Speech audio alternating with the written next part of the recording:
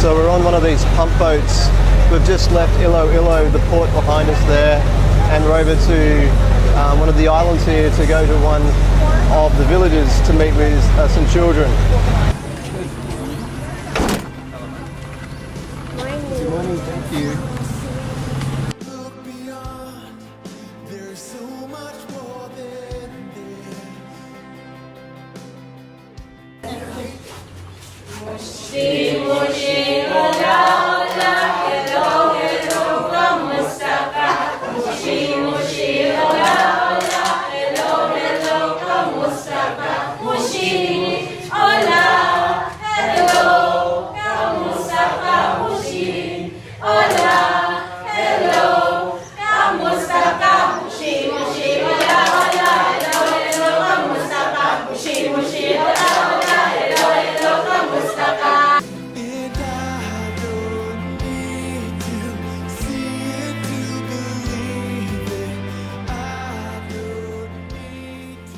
After getting to meet and getting to play with the kids, we again went back to some of their houses to interview them and hear about their lives.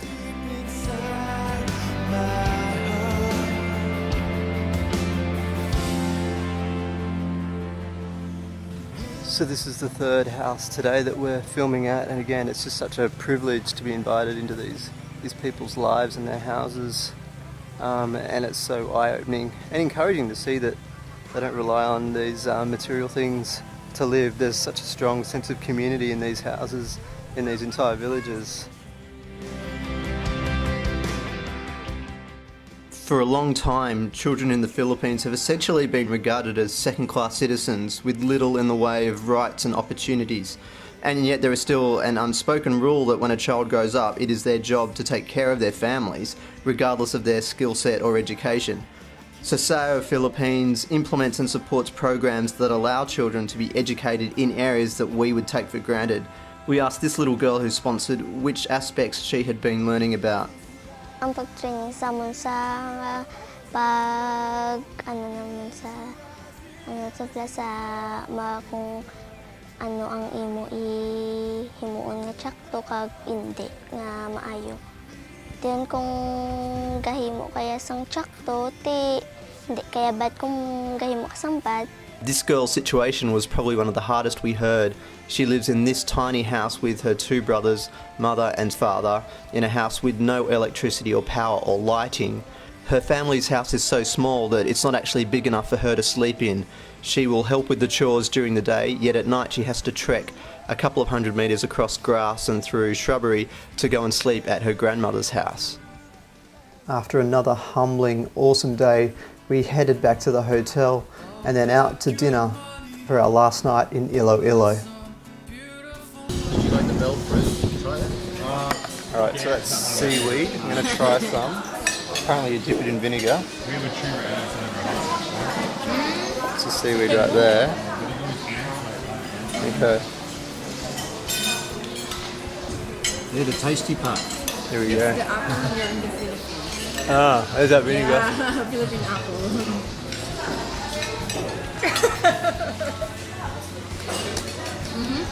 I wasn't lying, I did like it.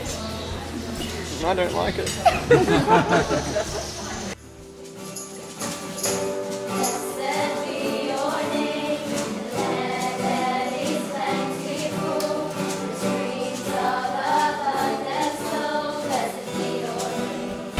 This is the harbour here at Iloilo City. Going to get on a boat soon and head on over to Bacolod for the next part of the trip when we go to Negros.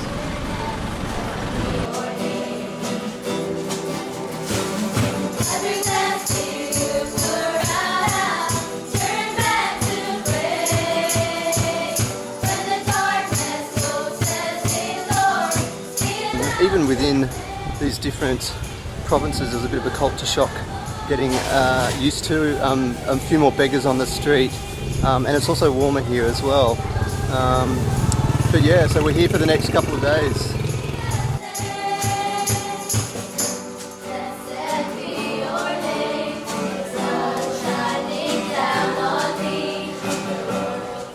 It's Friday morning today. We're going to visit a couple of the children, one in here in Bacolod City, and the other one on the bit more rural in Negros, Occidental Negros. So this is the view from my balcony of my room.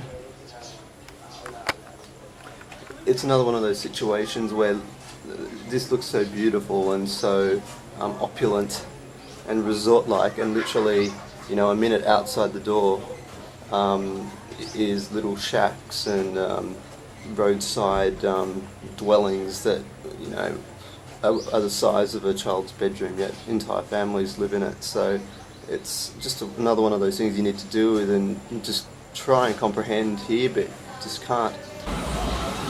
This is one of the little villages in Bacolod City, just on the coast, and we're about to film with this girl.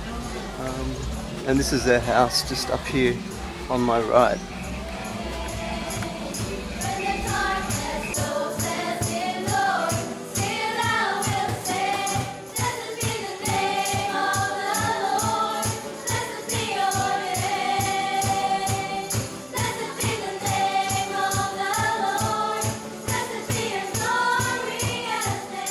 This is our parents' bedroom.